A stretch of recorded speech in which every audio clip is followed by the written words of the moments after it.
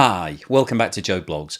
In today's episode, I want to talk to you about what's happening in the Russian economy, and specifically to talk about another presidential decree that President Putin has now issued, authorising a further increase in the size of Russia's military forces by 170,000 people. Now, the last time that President Putin issued a decree of this nature, which increased the armed forces back in August 2022, he followed it up with an announcement that Russia was mobilising 300,000 men. So this was a conscription. This was forced recruitment into the army. And that announcement led to a mass break for the border. It was recorded that around 700,000 people tried to leave Russia to avoid being conscripted and sent to Ukraine. Now, at the moment, Russia is saying that the latest decree doesn't have any link to a mobilization. So the official party line is that no mobilization will take effect. However, if I was sitting in Russia right now, I would be very nervous looking back at what happened last year about what might happen over the course of the next month or two. So there is a genuine possibility that this latest announcement could lead to a further exodus of people who don't want to hang around just in case another mobilization is called. And the reason that the latest announcement of an increase in the army is important in terms of the Russian economy is that continued loss of people and workforce will have a negative impact in terms of Russia's GDP. Recruiting another 170,000 active military personnel obviously puts an increased burden onto the Russian state because they've got to pay all of those people. So they need to find money from somewhere to be able to make those payments. But it's not just that.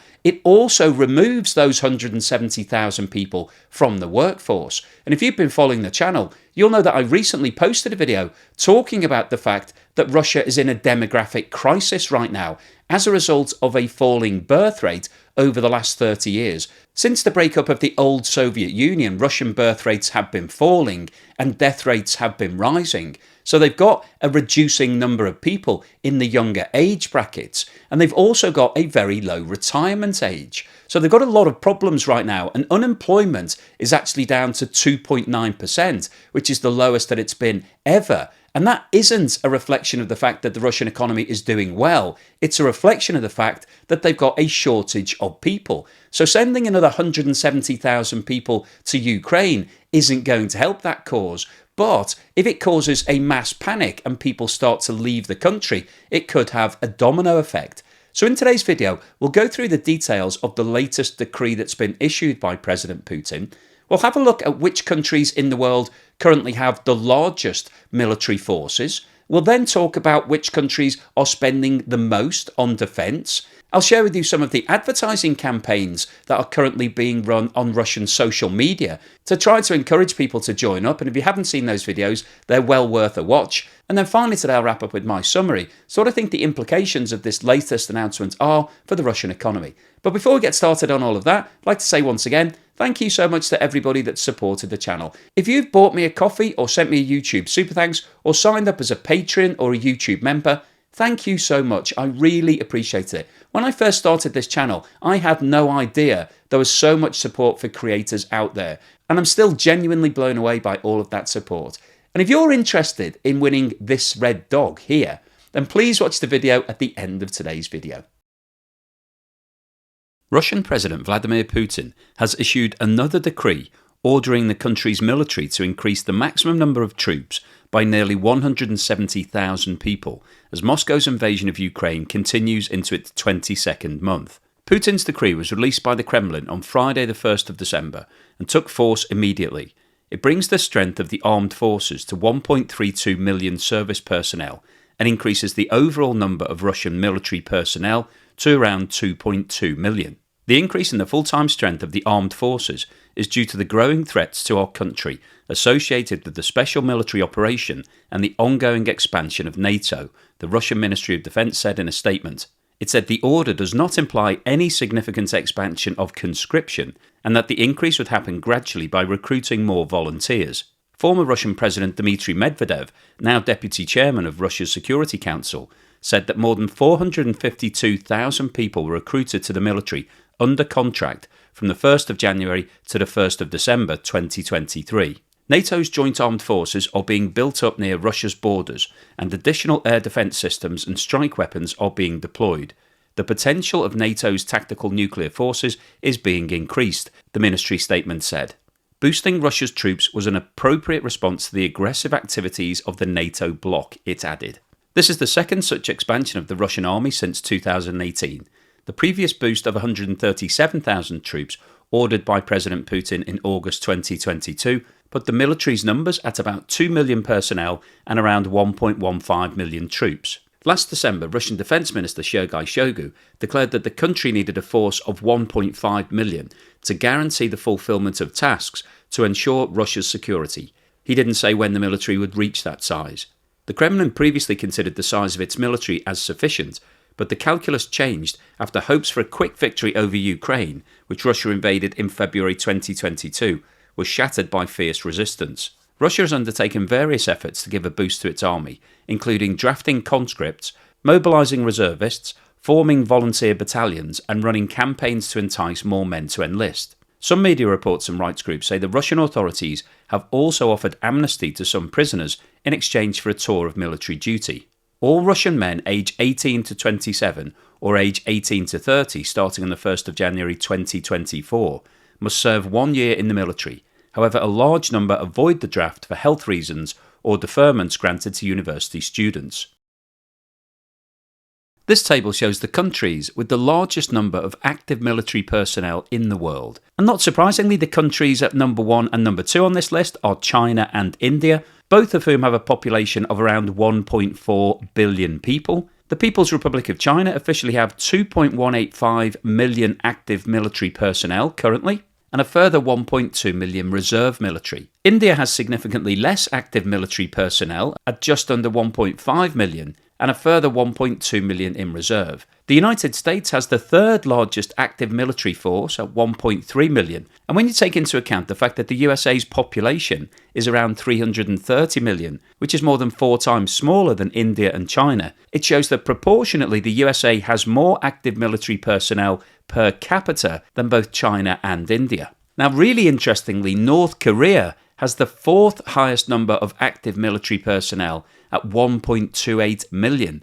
And when you take into account the fact that the population of North Korea is around 26 million, the proportionate number of active military is off the scale. And obviously, this is because of the circumstances in North Korea. The conflict between North and South Korea, which started after World War II, was never officially ended. So technically the two countries are still at war, and the sheer number of active military personnel shows that North Korea is ready for any eventuality. Russia comes in at number 5 on this list, and prior to the latest announcement had 1.15 million active military personnel. Obviously, with the addition of the further 170,000 that President Putin has now announced, that will take the number of active military personnel to 1.32 million, which means that Russia will rank ahead of North Korea on this table and become the country with the 4th largest active military in the world. And interestingly, if you look at the reserve military figure of 2 million people that Russia has, if you combine the active military and the reserves, Russia will now have a total of 3.32 million, which ranks it as a close second behind China, which has 3.35 million, and ahead of India at 2.6 million and the USA at 2.1 million. The country with the 6th largest active military force is Pakistan with 654,000, followed by Iran with 610,000, South Korea 599,000, Vietnam 482,000, Egypt 438, Myanmar 406,000, Indonesia 396,000, Brazil 367,000, Thailand 361,000, and number 15 on the list is Turkey with 355,000. And I'll just pick out a few other nations where I know we have a lot of viewers. The United Kingdom's active military personnel is just under 197,000. Germany has just under 184,000. Canada has 67,400. And Australia has 58,600. This graphic, provided by visualcapitalist.com, shows the countries with the largest amount of military spending in 2022, and the size of the spending relates directly to the size of the bubble, so the bigger the spending, the bigger the bubble. And what this shows is that in 2022, the USA was by far the biggest spender on military budget, spending almost $877 billion, which actually represented 39% of total spending globally on military. China was the country that invested the second highest amount at $292 billion, which represented 13% of total world spending. Russia was ranked number 3, spending $86.4 billion, which represented 3.9% of total global spending. India came in at number 4 with $81.4 billion. Saudi Arabia number 5 with $75 billion. The UK number 6 with $68.5 billion. Germany ranked 7 with spending of $55.8 billion. France came in at number 8 with $53.6 billion. South Korea number 9 at $46.4 billion. And Japan number 10 with $46 billion. And this chart shows the countries with the biggest increase and decrease in military spending during 2022. And not surprisingly, Ukraine topped the list of the biggest increases, increasing their military expenditure by 640%. Qatar ranked at number 2, increasing its spending by 27%, followed by Saudi Arabia with an increase of 16%. Belgium was next on the list with an increase of 13%, followed by the Netherlands and Sweden, who increased by 12%. Poland increased its spending by 11%, Russia 9.2%, Denmark 8.8%, and number 10 on the list was Spain with an increase of 7.3%. And really interestingly, in terms of the countries that decreased their spending on military, number 1 on the list was Turkey with a 26% decrease, followed by Thailand, Kuwait, Mexico, and Brazil.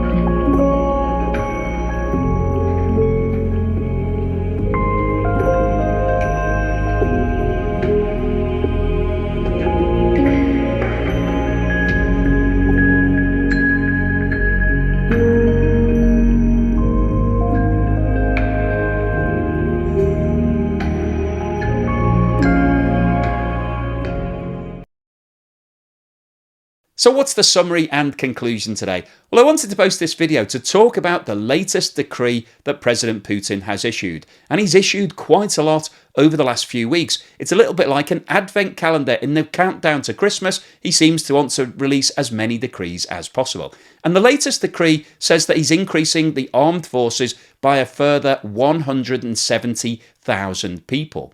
And the last time that he issued a decree like this, in the summer of 2022, he then followed it up with his surprise announcement that he wanted to mobilise 300,000 troops. And this was actually the first mobilisation that Russia had embarked upon since 1945, since World War II. So it was a bit of a surprise to the population of Russia, and that surprise resulted in a mass exodus of people. Many of the working men of eligible age decided that they didn't want to hang around and wait to be conscripted. They would much rather move to another country and carry on their life happily without fighting in Ukraine. Now, whilst Russia have gone to great lengths currently to say that the latest decree has nothing to do with the mobilisation and they don't need to force anybody to join the army, there is obviously a definite risk here that Russia does announce a second mobilisation.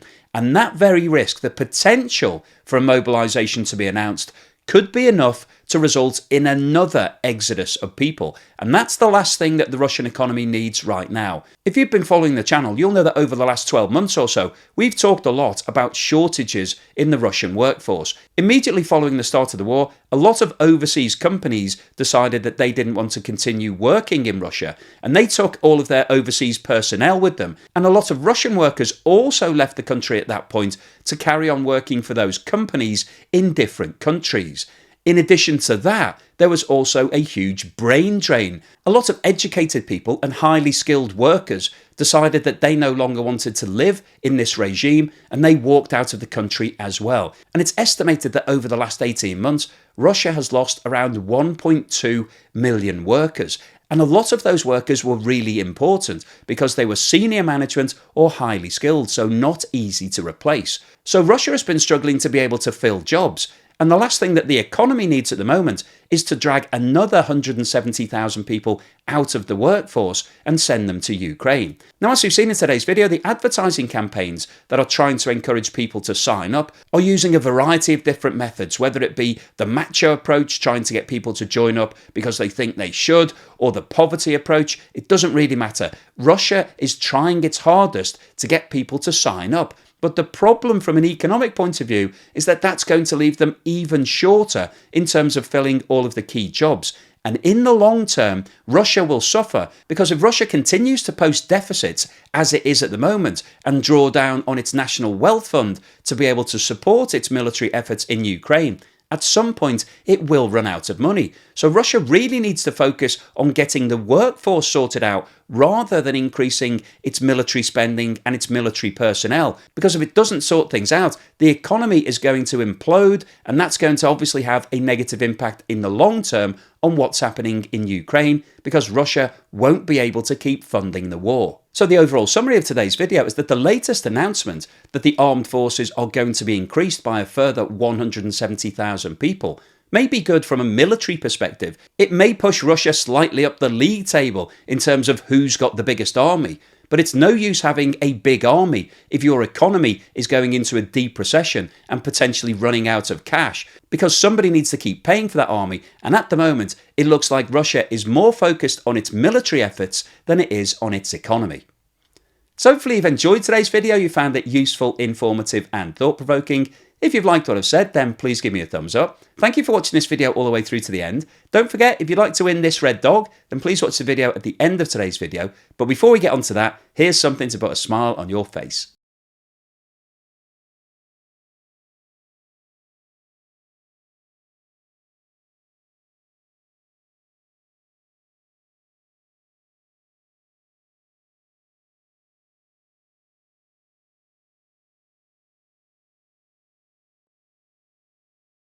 I'm constantly being asked about the statues in the background of my video, and I've got some really exciting news for you. I've decided to give one of these away as a prize. This guy here, who's an electroplated resin statue of a balloon dog, and if you've been watching my channel for a while, you'll know that I once posted a video about a balloon dog called Squeaky.